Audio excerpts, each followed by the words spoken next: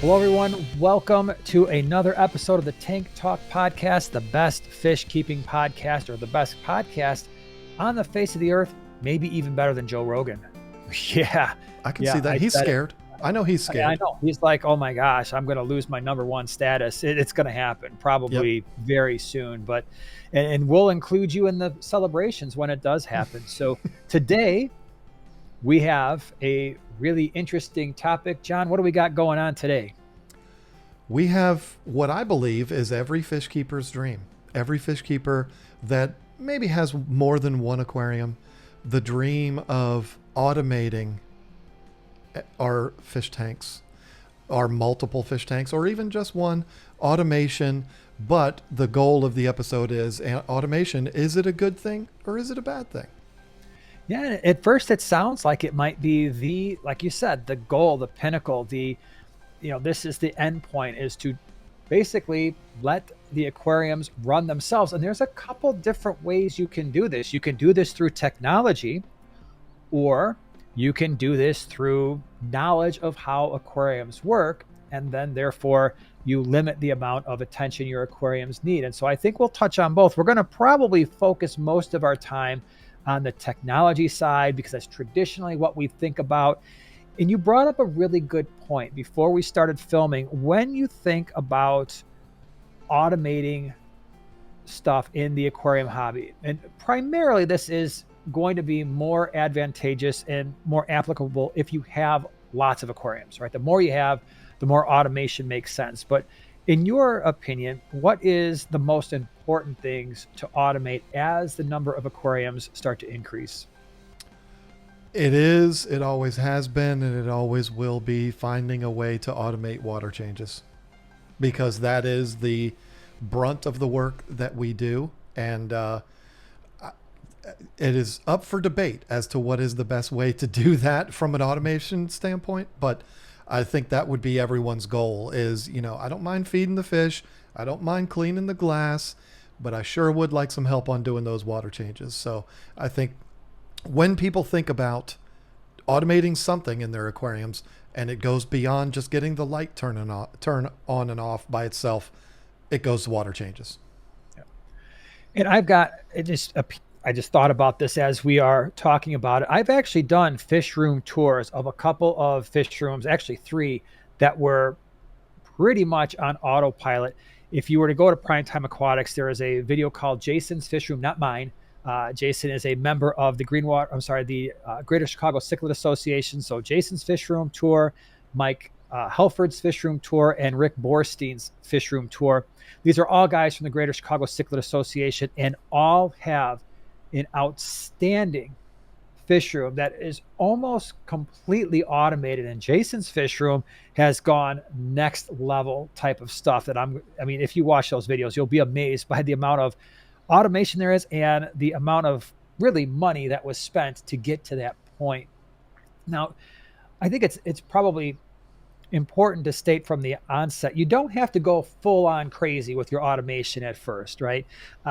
However, if you are thinking about a fish room, if you will, where you're going to have multiple tanks, I think that needs to be part of the thought process, even if you're not going to do it right away.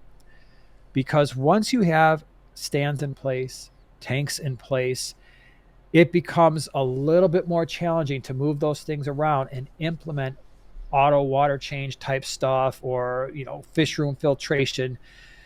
And that's one of the things when I built out my fish room, I wanted some type of, I wouldn't call it full automation, but I wanted efficiency. And I think what I did was, the technology isn't extreme. I think pretty much anybody could do what I did. And that is, you got to have a water source in your fish room.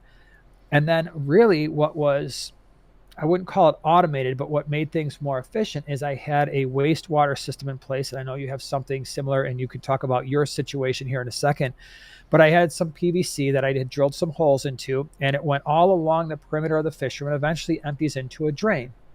And so the idea there is, while it's not happening automatically, what I can do with 30 aquariums on that side is, based on the number of siphons I have, I can drain 8 to 10 tanks simultaneously. Now that helps because it becomes more efficient, The downside is I still only have one water source and I still have to fill each one of those tanks individually. And so it's not automated in the sense that we're going to be kind of building up to, but it is more efficient. So if you're somebody who has got a lot of aquariums, when you're thinking about the layout of those aquariums, be thinking about how can I be efficient? How can I do water changes efficiently to save time, even if it's not full automation? I think that's a good point because I think there's different levels to it and it's based on what you're looking for. Like to me, I think the system that I set up in my 360 gallon tank is not fully automated. It's also been taken down, and I'll explain why if anybody knows what that is, what the system is that I put in place. But what I basically did was put a large pump in the tank to pump water out of the building. And so all I got to do is push a button. That pump turns on. It pumps water out of the building. And then I ran a plumbing pipe to the tank, which I can just turn the valve, turn the water on, and fill it back up. This is not automation, but it's also kinda because I'm not physically getting in there. I did still have to go in and vacuum the gravel occasionally and stuff like that, especially in an Oscar tank. But that's close to being automated. I think that when you say automation, I think it's automatically assumed like, oh, you just pull up an app or you have a set of timers that just, you don't even have to be in the same state. It all just happens. I don't think it has to go that far. It can be something that's as simple as, like you're saying, making the job way easier, but maybe it's not fully automated. Like it's in Elon Musk's warehouse where robots are doing it and stuff for you. I mean, there's not many people that can pull off what your friend has where you have something, because I'm sure that guy spent ridiculous money. I do have a friend who has a very simple system, which I'd be happy to talk about as we go on, that is not fully automated, but he can do water changes in like 32 tanks without touching a drop of water. And it's very, very efficient the way it's done. I consider that automation. Like, I don't feel like you have to push a button, do water change, or hey Alexa, do a water change. You know, I don't think it needs to go to that level for it to be considered automation. Absolutely. And you, again, you can build this in stages, but it always helps to have the infrastructure there before the stands and the tanks go up. So that's why for me, that wastewater system was huge, because if I ever want to go fully automated, keep in mind, there's a lot of work that potentially has to be done. And so, for instance, that usually involves drilling tanks. And so just that alone, you've got to make sure the tanks don't have tempered glass. I don't know how many people I've talked to, especially in the aquarium clubs, they've got that drill out and they're starting to drill for the bulkheads, and they realize, Boom. oh my gosh, this manufacturer used tempered flipping glass on all panels. Usually it's just the bottom. Right. But if they start using it for the back and you drill into that, it just shatters. So unfortunately, sometimes you figure that out the hard way. Once you drill those aquariums out, then you've got to run all the drainage and stuff into your wastewater system. You've got overflows involved. And so for me, I didn't want to deal with that. I first of all, I didn't feel comfortable drilling out all those tanks at the time that I built the fish room. Would I do it now? Maybe. But I've got people that are in some of the fish clubs that would be better at it, that have drilled out hundreds of tanks, that I would just as soon be like, hey, can you do this? I'll pay you to do it, because I know you're going to do it really fast. You're going to line up and go, pow, pow, pow, pow, pow, pow, and you're going to be done. And probably none of my tanks are going to break. Where if I do it, I'm probably going to break the first three, just figuring out how to do it properly, because I've never done it before. So that is certainly something to consider. When I was talking about those fish rooms that I visited, I would say the step up from what I did is, and probably something that you've alluded to already, is now what we're doing here is you've got a wall full of aquariums. I've seen it done two different ways. Let's take the sponge filter example, where you still got sponge filters mostly in like a breeding setup, for a lot of our cichlid guys. So sponge filters are responsible for doing the mechanical filtration in some cases, and certainly the biological filtration. And then what they do is they run a water line throughout the entire fish room that's connected to, usually directly to a sink. And so there are some things you have to do there in terms of regulating pressure. Otherwise, you are going to blow out that PVC real quick and flood your basement full of endless amounts of water. So it does take some knowledge. Just don't think that you're going to go there. Oh, I'm going to do auto water change, hook all this stuff up without an extensive amount of research. But then what they do is, like you mentioned, you can press a button, or in this case, like when I showed Mike Helford's setup, all he had to do was flip a lever, and then it basically drained all of his tanks down to, I don't remember what it was, like 50%. He stopped that lever and then he turned another one. And then what the water did is it actually ran through a series of filters, because obviously he's not obviously, but he's on a city water. So you got to deal with chlorine. So the filtration system, like the carbon and all that stuff, removed the chlorine, and then it would just fill up the tanks. And all of his tanks, again, they were running on sponge filters. So he did have to watch it, right? It wasn't something where you could just flip it, walk away, and just be done. So he had to watch that. To the best of my knowledge, I don't remember if he had overflows. I think he did, because they were all auto draining anyway when you flip that switch. But you turn that knob and you just let the tanks fill. Once they're filled, turn it off, boom, done. And I think he had 3 or 4 quadrants, and it took him no effort. You could sit there, watch TV, kind of glance out there. Okay, this is about done. Let me go turn the knob. Yep. So I don't know if that's similar to something that what you have seen in the past. Well, would you like me to explain? It's going to take Sure. me a few minutes because it's hard to visualize, or it's hard to vocalize something that's very visual. But I have to preface it by one of the first challenges that anybody has that wants to do any type of auto water changing system is the removal of the water from the tanks. Because you could do like I did, which is install a pump into the tank to push that water out. But if you have a bank of 32 tanks, you're not going to buy 32 pumps and plumb them all in. That's kind of ridiculous. So how do you do that? Do you drain, or do you drill a tank, an overflow halfway down, open up a valve, and it just drains everything down to 50% all at the same time? That's an option, sure. But then now you've also got another upper overflow, and it gets very complicated how to remove water from the tanks. This system that I'm about to do my best to describe to you did 50% water changes in 32 75-gallon tanks. And here's the kicker: never removed a drop of water from the aquariums. How could that be possible? Well, I'll tell you how that's possible. This is Discus Hans, a good personal friend of mine. He's located in Delaware. He designed these systems. He built these systems on his own. They are very expensive the way he's done it, but Discus is also a very expensive business. So that makes sense. If you're going to build Rolls Royces, you build a nice factory. So the way this is done is a rack would consist of 32 75-gallon tanks, or, he's got other sizes of different racks too, but the one I'm going to describe is 32 75-gallon tanks. They're all pre-drilled, and this is only one downside. People may consider it a downside. This is a completely recirculating system. All 32 tanks are being filtered through the same filter. So all of the 32 tanks are drilled, and they all drain down into a sump that's below. That the sump goes the span of the entire rack.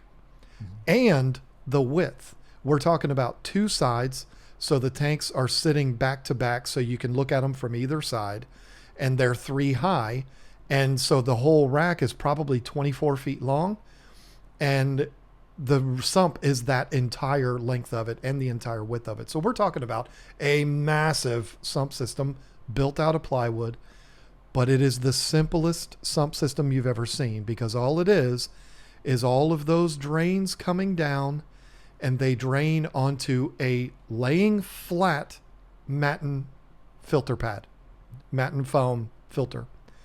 And then once it goes through that matten filter, it just drops down into the sump. And so you have water it's then sent back up to the tanks, obviously. So it goes up to the tanks, circulates in the tanks, overflows down, goes through that matten filter, and ends up back in the sump again. So the way he's able to do a 50% water change in 32 75-gallon tanks without taking a drop of water out is he just shuts off the drains.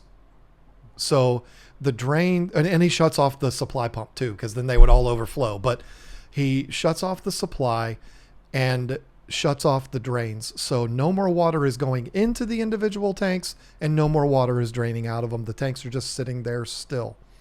Then he switches a valve. He's got on each one of these racks a pool pump. So these are pumps that are designed to pump thousands of gallons through 4-inch PVC pipes or 3-inch PVC pipes.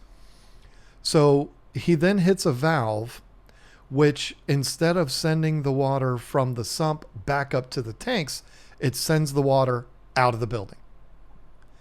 And he drains the sump entirely, completely down to nothing.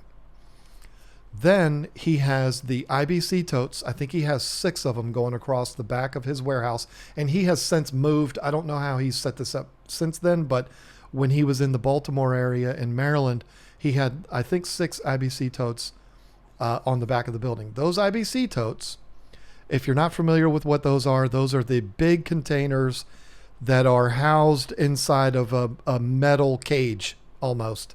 And the cage is to protect the container inside. And this is where a lot of restaurants transport oils and, different kinds of liquids and things like that in these. And you also see them on the back of mobile auto detailing trucks. You see these IBC totes in there. He used city water that was from the city of Baltimore, which he would pump into these IBC totes, fill them all the way up, put his water conditioners in there, which I'm pretty sure he used ACCR powder form from Fritz. Those IBC totes were all connected to each other by way of plumbing, and they were all on a pump, so that was constantly circulating the water inside of those IBC pumps, those IBC totes. So the water's always in there moving. It's not sitting in there stagnant. It's also being conditioned and getting up to temperature.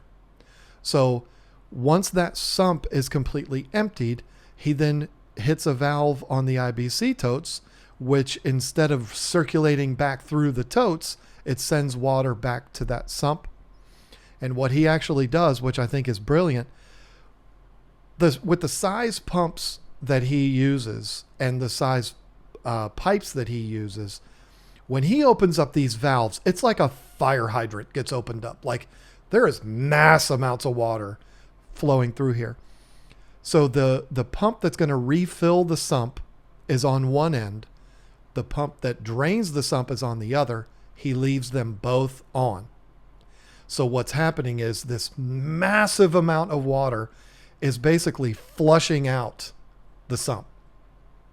So any detritus or anything that's caught on the bottom of the sump gets pushed out and again goes out to the street. Once it's washed or flushed out, he then turns the valve off to no longer send the water out to the street. He allows the sump to fill back up again, turns the pump off that's supplying water to the sump, turns the valve to send the water back up to the tanks. The water change is done. And it's done without sticking his hands in the water, without touching a drop of water. And it's using water that is already up to temperature and already been treated for chlorine and chloramine and all of that. And it's a perfect system. Not as perfect as another one I'll talk about as we go on, but it is like if I was setting up a large scale operation where I'm going to be selling fish out of there, I would be going to Hans and I would be getting all the measurements and I would be taking out a very large loan to buy those pumps, and I would be duplicating his system because it's absolutely genius. And I do have a video on the KG Tropicals channel. If I can remember, I'll link it here, actually showing this entire process, a video that I did with Hans back in 2013, I believe. It's a very cool video and it's very eye-opening. And it's not full automation because he still has to flick valves and still has to monitor things, but it's as close to automatic as you're going to get. And I'm sorry that took so long. No, that's a great explanation. I would say probably the best one that I've seen was the Jason's fish room tour that I did. This one was powered by Alexa. And so the guy loves this stuff. His fish room actually isn't very large. It's one rack. And I think it was, I've done, like when I did the tour, it might have only been 10 or 12 aquariums, and they weren't huge aquariums, but he loves technology. And so what he did is he had, similar to what you're explaining, he had drilled a couple of different holes. One was an overflow hole. So if the water gets too high, it just overflows so that you can't overfill the tanks. And the other one was towards the bottom of the aquarium for draining the aquarium. And so he was able to set up an Alexa system. So it was voice activated or it was app activated. So all you had to say is, Alexa, change water. Alexa knew to open the valves that controlled the bottom part, that drain at the bottom of the tank. And so those valves would stay open. He knew the times. So, or Alexa knew the time. So it would open up for a certain period of time, and he would do these ridiculously large water changes on something like 90% where the fish are like laying on their side and stuff. But he also had some really unusual fish, which was pretty cool. So these larger water changes sometimes just really helped with his breeding processes and stuff. And so then Alexa would know, okay, it's time to close those drain valves. Once the drain valves were closed, similar to what you're talking about now, what he had is he had the ability, water would go directly back into the tank, and then Alexa knew, time to fill the tanks. It would fill it up until it hit the overflow, and once the water started going down the overflow, it knew to shut it off. So there were some other pieces that I don't fully understand that were part of this process, but what was really important, just like you mentioned, is the water coming into the aquarium was already at temperature, because he had water that was, I think it was going through a tankless heater.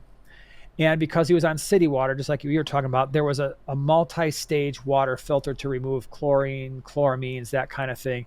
So he could actually see, he had cameras set up, so he could be in halfway across the world and just look at the fish and make sure that nothing bad happens, right? Because when you're dealing with automation, it's always just nice to know this thing is working perfectly and you can actually see it. He had moisture detectors on the floor just in case something ever happened. And to the best of my knowledge, nothing ever actually did happen. But in that video I actually demonstrates how easy it is for him to do these water changes. The sump system that you're talking about, I've seen that on a smaller scale when I went to Tim's Fish Room, and another GCCA member. These guys are really big into automation, and he would do the same thing. He would have on a much smaller scale, a rack of tanks along a wall with a sump. And it does make it a lot easier, because then you can just drain the water from the sump like Hans was doing, fill the water up at that point, let it pump back through the aquariums, and it would just refill automatically. Obviously, the downside to doing something like that is now you've got all these aquariums that are sharing the same water, the same media. So if one fish gets sick, now that entire rack may actually have an issue. And so that's something to keep in mind. The more you automate, especially if you're using a sump system, the higher the likelihood that you could spread disease throughout your fish room. That's why some of the people, like when I did Rick's fish room tour, he had a very similar system, but it was sponge filters. So none of the tanks were sharing water, and same thing with Jason, he had sponge filters as well. None of the tanks were sharing water or sharing a filtration system, but they were all being filled automatically.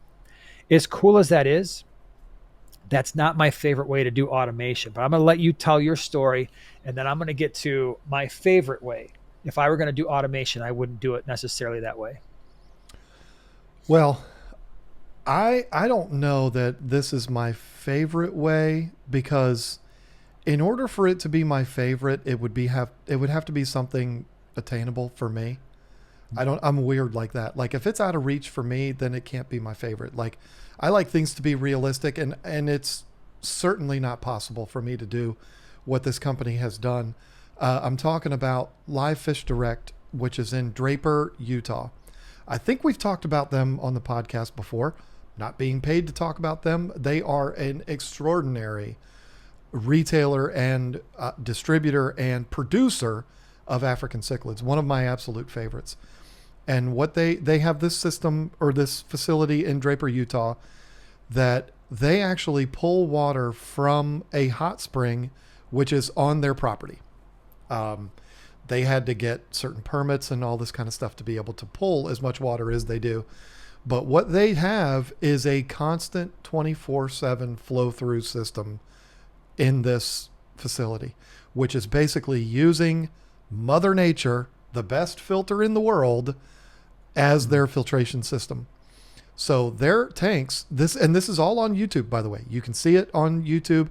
Their channel is, I believe, I Love Cichlids, and it's spelled LUV, I think, and it might even be like I Love Cichlids 51. I'm going to try to look it up, and I will put a link for it on the video. But they show this on their channel. So the water comes in. They don't show how it comes in, but obviously there's some massive pump in the hot spring which delivers water to the building, and it distributes it to all of the tanks, which it's just a flow through. So it's just mixing with the water that's already in the tanks. And then every single tank has an overflow. And so the water goes in, it mixes in, and then water flows out. And this never stops. It's constant. They're constantly getting flow. And I believe he said that the amount of water that's flowing into each tank equals about a 200% water change every single day, 7 days a week, 365 days a year. This is not a recirculating system because every single aquarium is independent. It's not flowing out of one tank and going into the next one and down the line. Every single one has its own supply. Every single one has its own drain. They also have this system supplying water to giant runways that are like 50 feet long, and they're only like a foot and a half deep. And they're doing most of their breeding in those runways. That's what they call them. And it's same thing. It's a constant flow through system in there. I've never seen a system done like that before, pulling water from a stream, which is an endless supply because it's in Utah. So there's snow caps and there's, mountains producing water because of the snow melting and all this kind of stuff. It's never going to be depleted of water. And it's the perfect water for producing African cichlids. So it's the best system I've seen, but I don't know that it's my favorite because like I said, I feel like for it to be my favorite, it needs to be something that I can do. I saw something similar where I did a video. It was called the Cichlid Barn. And what he had is he had these big cement, like big cement sort of containers, but there was a viewing window. And when I toured his facility, what he did, and he demonstrates this in the video, his overflow tube is actually connected to the bottom of these big cement enclosures. But what you can do with them is you can actually grab them and twist them so that they go down into the water, and then it just drains. So you just grab this thing, twist it down to however much you want to drain, then you just pull it back up. And what happens is what you were describing and what he has is very similar to what's called a flow through system. And so for him, it wasn't coming out of a river, it was coming out of a well. And so the water would just refill that cement thing, and then it would hit the overflow standing up, so it wouldn't ever go over the cement vat.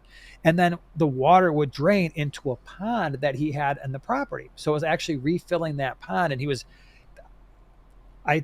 at the time I told him, because he was in Florida, he's like, watch this. And he fed these fish in the pond. It was like a feeding frenzy. There was like 1 million fish in there, and a lot of them were Florida flag fish. I'm like, dude, he's in the cichlids. He's selling cichlids. I'm like, you've got a gold mine in there with these Florida flagfish. He's like, really? I'm like, yeah, those things, they're actually not all that easy to come by, and they're great because they eat green hair algae, all this stuff. But anyway, he had a really cool system like that. And it's funny that you described the very system. I said, for my perfect system, you can have a flow through system that doesn't have to be overly complicated. And so what you can do, and what I would do if I were going to be running an auto water change automated type of fish room, is I would set up all my tanks that would have an overflow. It would have a drain at the top. And what would happen, and probably a drain at the bottom in case I ever wanted to fully drain the tanks. But then what would happen is it would be on what is known as a constant drip system. And so the water would be coming through, and I would set that so you can just have it come through PVC under lower pressure. You can put a valve in there and really just have a hose, like a small hose that's in the tank, and then it will replenish the water in that tank. And maybe it does, if it's a 20-gallon aquarium, maybe it's doing 2 gallons a day. And so it's just putting water into the tank, and then it's draining automatically on the other side of the aquarium because it's hitting that overflow, and it's at such a low rate that the only thing you'd have to worry about is if that overflow ever got clogged and now you'd overflow your tank. But the likelihood that happens is pretty minimal as long as you're paying attention to your aquariums. So that, to me, would be the perfect scenario, is where I have a small amount of water going into every single aquarium. You open up that valve so that you know exactly how much water is coming through per hour. It shouldn't be very much because, again, most tanks don't need a large water change unless you've got an issue. And that's what I would do. And it would be pretty much hands off. And here's why I love that as opposed to doing a huge 90% water change. It's the least disruptive to the fish. The fish don't even know what's happening. It's Right. literally a flow through system. You're not shocking them with different water parameters. You're not scaring them because you've got equipment in there or you've got all their water, their entire existence is going away, and then you're refilling it really fast again. So it would just be a seamless, and it is, to me, the least disruptive system you can have. Let me ask you though the elephant in the room question. And I think there's a lot of people wondering this right now. None of what we're talking about right now does anything for vacuuming out the substrate. My answer to that would be, well, you can't have your cake and eat it too. You can't. There's certain scenarios that just cannot be fully automated. You can't have a South and Central American cichlid tank with a gravel substrate that never has to be gravel vac. It has to be. There's no way around it. A lot of the ones that we're talking about here today would be bare bottom tanks, which you don't have that issue. But you could have, like the scenario you were just talking about, planted tanks, community tanks. You're not going to be messing with the substrate in those tanks anyway. So that would be perfectly fine. But what about the ones that, like my 360, where, I know the answer to this, but what about those scenarios? What do you do to address the substrate? So this is rare. I've seen it a few times on YouTube. I don't recall having seen it in real life. It gets tricky because the way aquariums are manufactured, but there are aquariums that have a bottom drain and not, on the bottom glass, which is usually tempered. You usually can't drill that, but you can get aquariums where they have a bottom drain. And if you put an under gravel filter plate, when you're draining, it's sucking all that stuff straight down. Now, are you going to completely empty the substrate of detritus? No, but over time, you are going to be able to control that. That is extremely rare. But I would agree with you in the sense that you're right. These auto water change systems, you could, in theory, compensate for the nitrate production that's happening because you got so much detritus in your tank just by doing 100% water change every day. But you still have that problem. Now you're just wasting an incredible amount of water doing that. So yes, I don't know how to get around that other than to say you've basically taken the amount of time that you need to maintain your aquariums and cut it down tremendously. Because now a gravel vac, even let's say your 75-gallon scenario, it's got substrate, maybe it's got gravel, to go in there and go bow, bow, bow, bow, bow, bow, bow, and just gravel vac that, it only takes a few minutes to actually get stuff out of the substrate.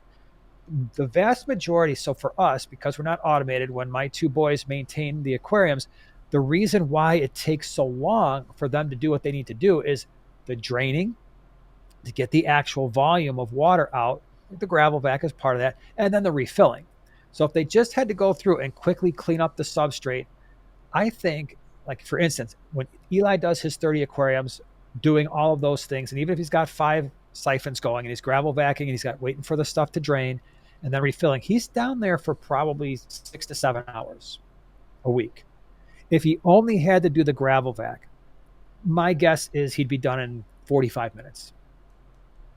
So you're right in the sense that I don't know if there is a completely, in a hobbyist realm, a completely 100% automated thing that you can do because of that issue. Well, I'm glad you framed it that way. I'm glad you said at the hobbyist level, because that was going to be my next question. I've been to a lot of public aquariums and they're magnificent. And they have these 80,000 gallon South American tanks that have stingrays and arowanas and arapaimas. And I would bet all $12 I have in my pocket that there ain't somebody going in there with a siphon hose. Big giant siphon that's 12 feet long because it's a 10-foot high tank. Yeah. Some poor schmuck is behind that tank sucking on a hose to get the siphon started. Come on, that's not happening. Fire hose. All right. Yeah. Who wants to So get the fish maul this time? what do you think those? I mean, and I hope that someday I can make it to an aquarium and get chummy with the people there and talk to them about the maintenance. But what's happening there? They're not. I mean, those almost all those have sand. They don't have Yeah. Carib Sea jungle, But what are they doing? Like, what are they doing to handle the fish waste and stuff like that? I have never talked to anybody directly about that in particular. I can only hypothesize. I can only take a guess, and that is if you have enough water movement in the lower parts of that aquarium, a lot of the detritus that would be created, and part of that is controlling your fish feeding, making sure uneaten food is enough. And they're experts, I think, true experts at this. Uh, and then trying to push that waste into an area of the display where it's naturally going to be removed from the aquarium, right? My guess is they've got a water flow system that is maximizing that while still having to, every once in a while, you still have to do the glass and Right. spruce things up a little bit in the off hours, and the water changes are helping that as well. And then you've got the stuff that's naturally breaking down, but that's probably my guess. Well, one thing I do know is you and I are both on the Fritz team. Our channels are independently sponsored by Fritz, and we also include this podcast as part of that. And I've had conversations with Sean Hale, which we both know personally, and he has told me, hey, listen, where do you think the salt for all of these public aquariums comes from? A lot of them, it comes from Fritz. And he says, we have good relationships with a lot of these public aquariums because we supply them with their salt and other stuff. Whenever you're going to go to one, let me know because I can probably get you a tour of it. So maybe that's a field trip for the Tank Talk podcast and Primetime Aquatics and KG And I've actually Tropicals. taken them up on that. We visited the Tampa Bay Aquarium one time when we were Oh, down there. I got and that was just a question that I never bothered to ask. So I well, wasn't shame thinking on about it, you. right? Yeah. So they gave us a little background stuff before the place opened. It was really fun, but I completely didn't even think about that part of it. I've never seen anybody do that. George Mavrakis, Coral Fish 12G, has done a lot of tours of public aquariums, like behind the scenes stuff. And I've seen a lot of behind the scenes tours, but it's always like, wow, look how tall that protein skimmer is, and look how big this equipment is. It's never like the strong, fine details that I Yeah. want to know. Like, how in the world are you using full-fledged scuba gear to get in there to clean the glass, and or are you just using the hose that goes up? Like, I want to know Yeah. those little details, but I would Yep. really love to know what they do for the substrates. And I would imagine it is exactly what you said. It's a series of very large scale circulation pumps that are directing that waste to a certain area, which gets it sucked up into something. So maybe that is the solution. It's using the right substrate and flushing the toilet with pumps. Yeah. So here's a question I have for you. We've talked about different ways to automate, right? And we've looked at different aspects, anywhere from very minor ways to save time all the way to full on Alexa type automation. But the idea here is that you can do these things, but it's not always good. So, can you think of a reason or reasons why full automation for the average hobbyist? I'm not talking about public aquariums or breeders or something like that, but for the average hobbyist who's got 10, 15, 20, 30, 40 aquariums, average hobbyist, but the average person who has a fish room, let's say, why that there's some downsides to this besides the cost. The cost is obvious. I can speak to this from experience, not because of an automation. I did have, as you do, you and I, me not anymore because she went back to school, but you do have a fully automated fish room. It just happens to be your two boys that go down there and automate all of the work.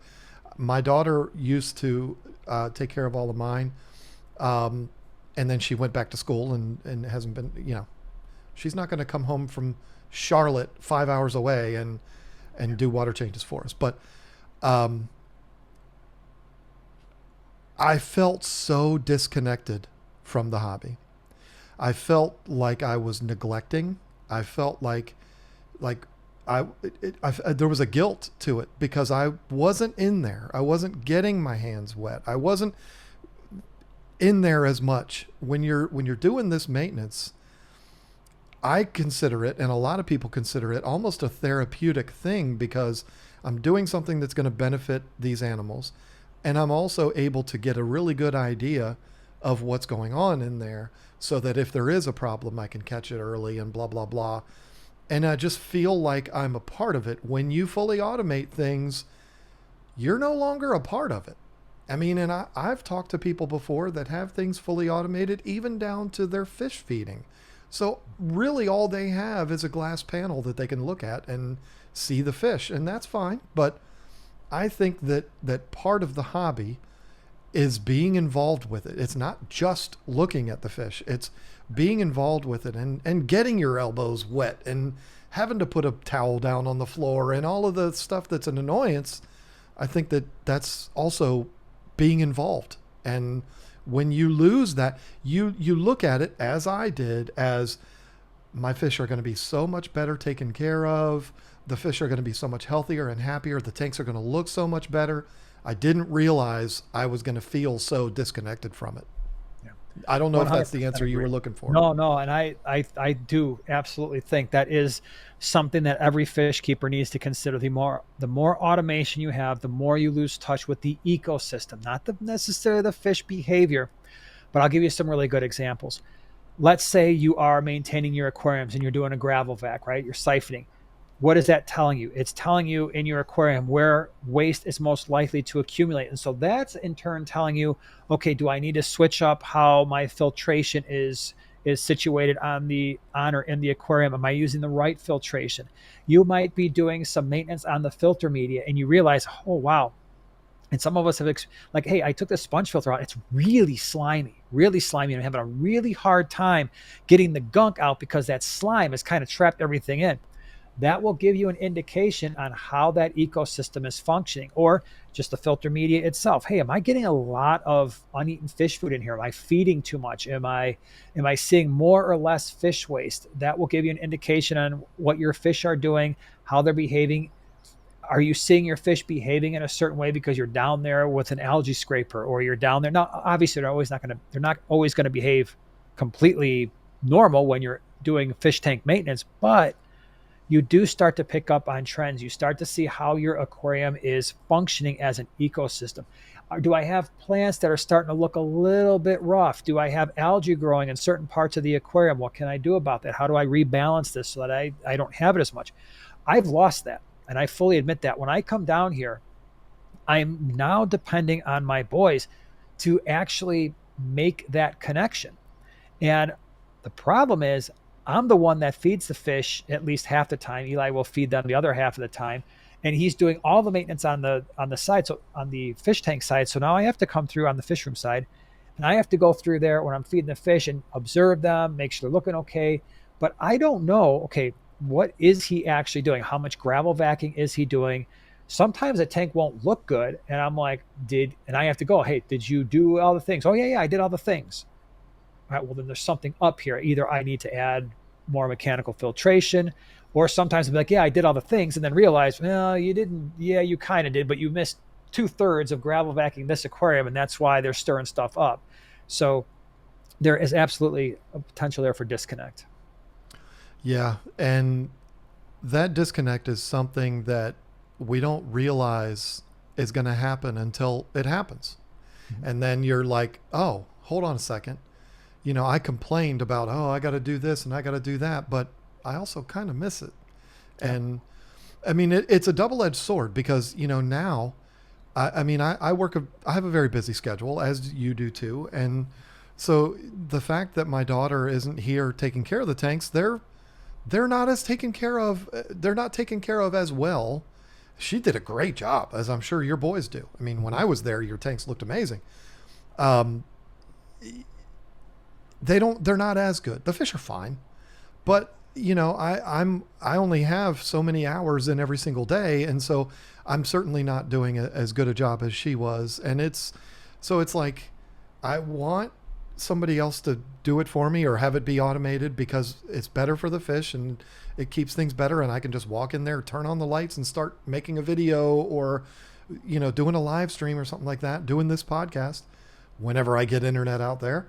Um, I want that, but at the same time, I kind of don't. It's weird. I mean, because I do appreciate getting in there, and I always find something. This goes to what you were saying before.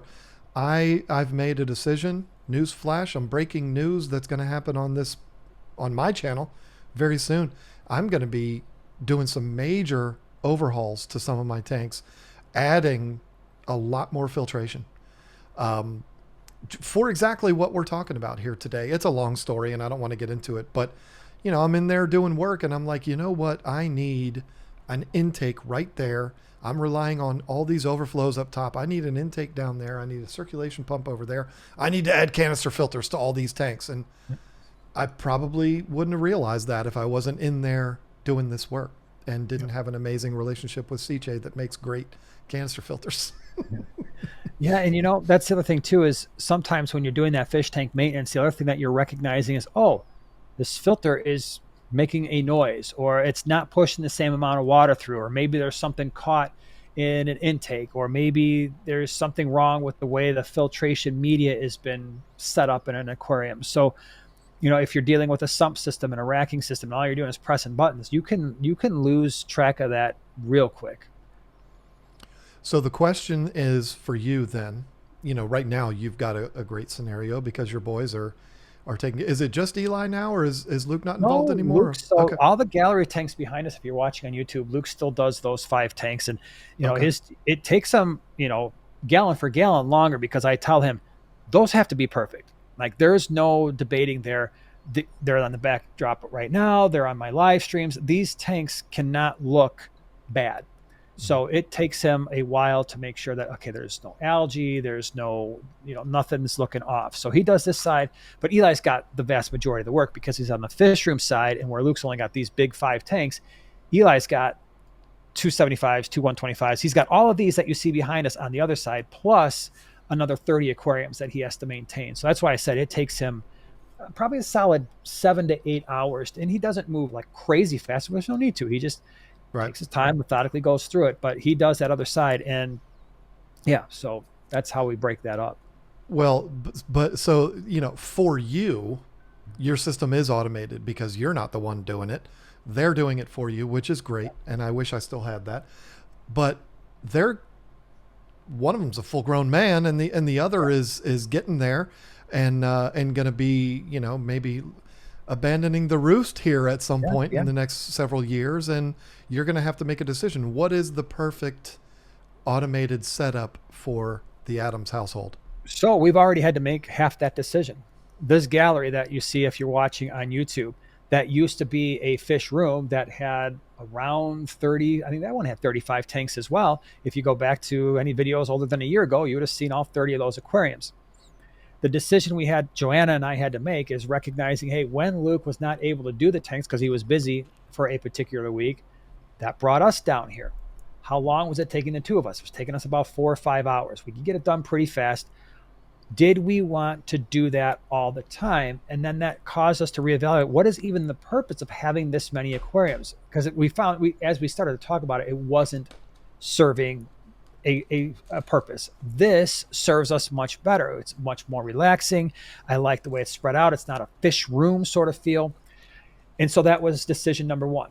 Go from 30s or 35 tanks down to 5 on this side. Just keep the big displays. Now, I would not do that with the fish room side. I want that to be a fish room still. So let's just say we fast forward a couple years, and Eli is like, hey, I'm going off to college, and it's been real, but time to move on, which is perfectly acceptable. At that point, I automate that side. At that point, I do all the things I've talked about, and that is, I drill those tanks. I do put in a water system that is going to basically be a drip system that will it'll depend on the tank, but anywhere from around probably about 10% of the water will be drained in each tank per day. Does that mean that I don't have any work to do down there? No, but it goes back to what we were saying earlier, and that means all I have to deal with is gravel vacuum, which I could knock that out. I know I could knock that out in 30 to 45 minutes, just the tanks that do need to have that. And if there's any algae, but if you're running enough water through those tanks, the nitrates aren't going to build up and the algae is just not going to be there. So that is my plan. Will that require me to potentially redesign the fish room so that I can optimize that? Probably. But that will happen probably in the next 3 to 5 years. I'll have to tackle that. That sounds like a big project, and you're a dear friend, but I'm sorry. The week that you're going to be working on that project, I'm going to be really busy, so I'm not going to be able to help You you want to out. know a secret? I'll fill you in right now. I'm probably not going to be the one that does that because I don't have the time. So thankfully, we are very blessed with a lot of guys in our fish clubs. There's a couple guys. That's what they do. These the fish rooms that I've been talking about, Jason's and Mike's and Rick's. That was all. They didn't do that themselves. Jason did a lot of it himself, but there were a couple guys that are experts in this, and I'm making the phone call and being like, "Hey, listen, let's figure out a plan. Work Um, your magic.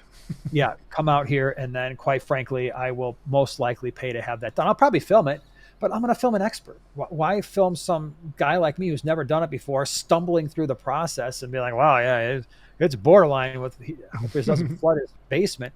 No, no, I'm going to probably sit down with the guy who does this kind of work and say, "Hey, I want to film this step by step, but let the expert do the thing that he's really good at."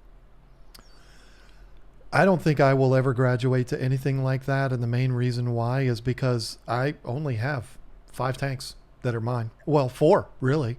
5 if you include my little one in the bathroom that takes me 5 minutes to maintain. It's no big deal. But my 4 big tanks in the fish house, I'm only missing one thing to do the job the way I want it to be done, which is the new uh, Ultra Zero. What the heck is it called? I haven't seen it yet. I don't know if you're familiar with this, but I'm sure you're familiar with the CJ Ultra Zero, the pump. Yeah, yep. I use that now, and it's great. It does a great job. But they've made a new one which pumps like 4 times the amount of water. And it is quite literally so powerful. You need to hook up a hose to it that's like 1.25 inches, and it flows out like you could probably put out a forest fire with the pressure that comes out of this thing. And it drains. I was actually even talking to my friend Mark Kornberg about it the other day. He uses them, and it's like, he says, like, you can drain a 125-gallon tank in like 10 minutes with this thing. Wow.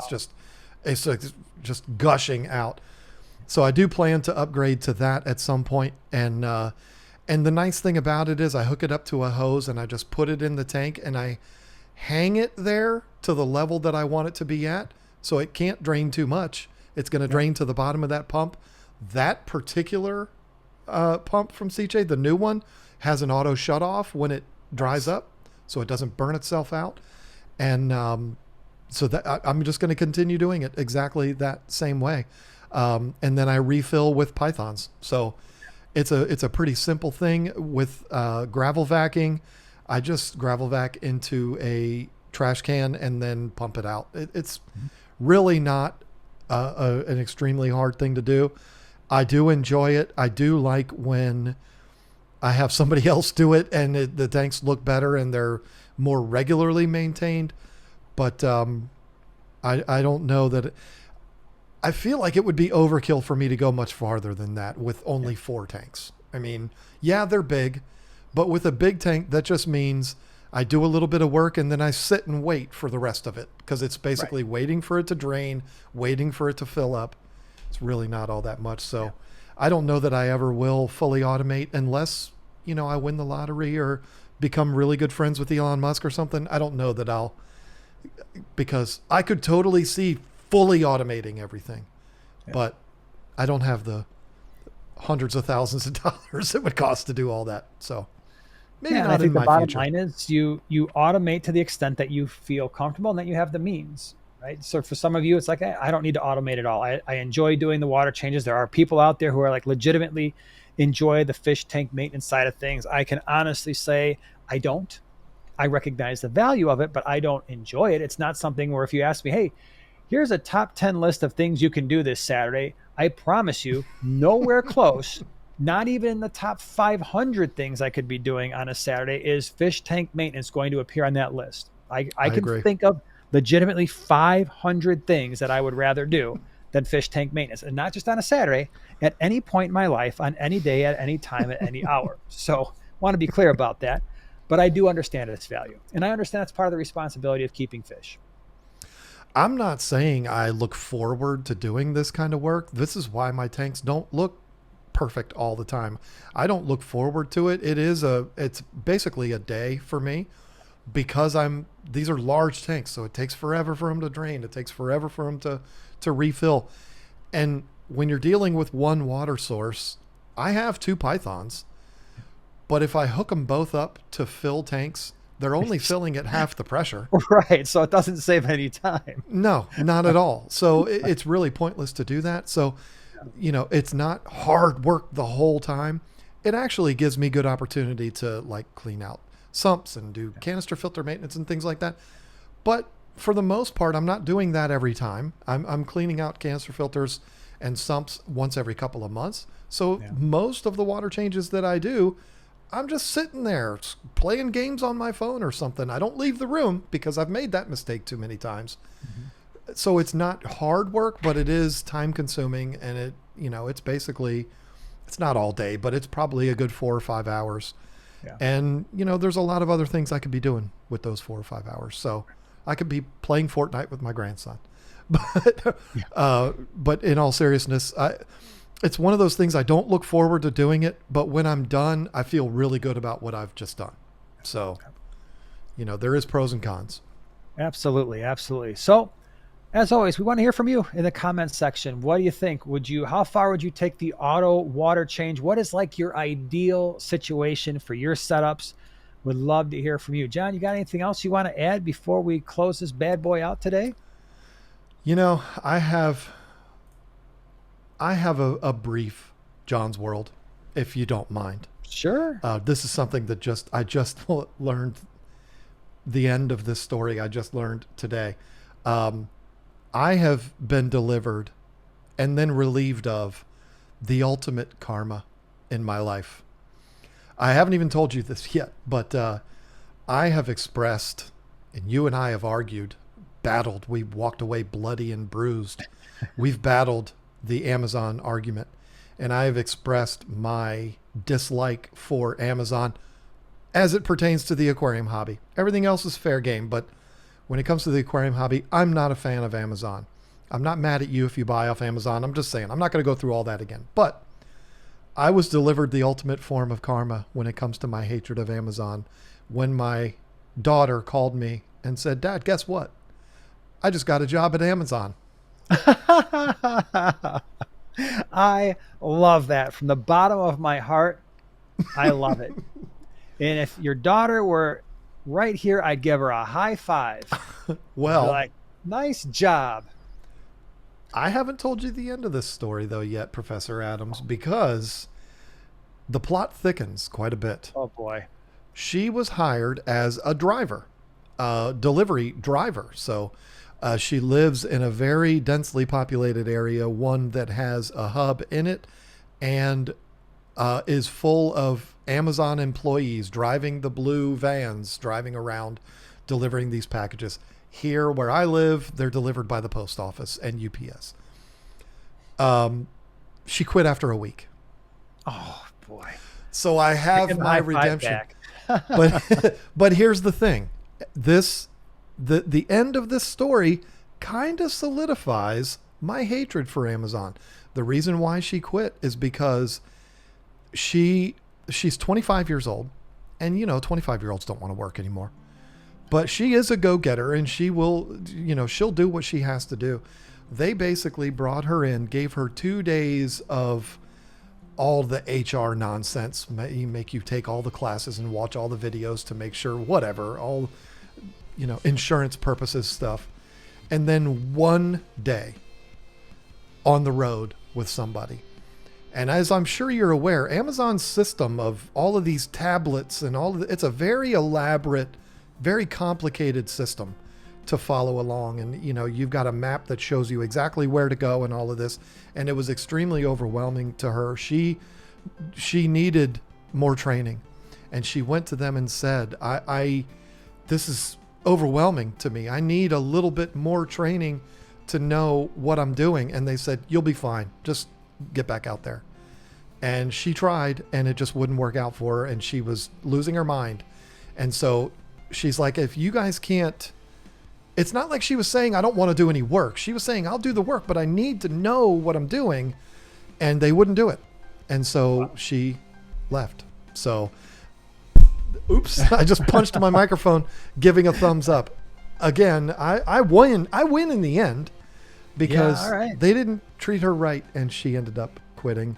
And of course, I'm only getting her side of the story, and I'm her dad, so I have to believe her. But, you know, the kind of redemption at the end. Karma followed by redemption. Okay. There you go. All right. Well, there's a great story for you. Hasn't changed my opinion about Amazon in the slightest. I thought we were going in a different direction. I was going to be like, oh, ha, ha, ha. You're going to have to become the #1 fan. You're wearing an Amazon like button-down shirt that you got from the Christmas party or something like that. Like, look at you all decked out. Little bracelet. It says Amazon on there with the little symbol. I can promise you, I don't care if she became a high-level executive with that company. I promise you that's a party I wouldn't have been invited to. Someday we're going to have to make a bet. And the loser, i.e. you, is going to have to wear an Amazon button-down for the entire set of podcast things that we do. Yep. And a hat. That would be rough. And a hat. Boy. That would be rough. It's going to happen someday. We'll figure it out. Don't worry. Everybody, thank you for being here. Really, we always appreciate you watching. We will be back same time, same place next Monday. I hope you have a great week.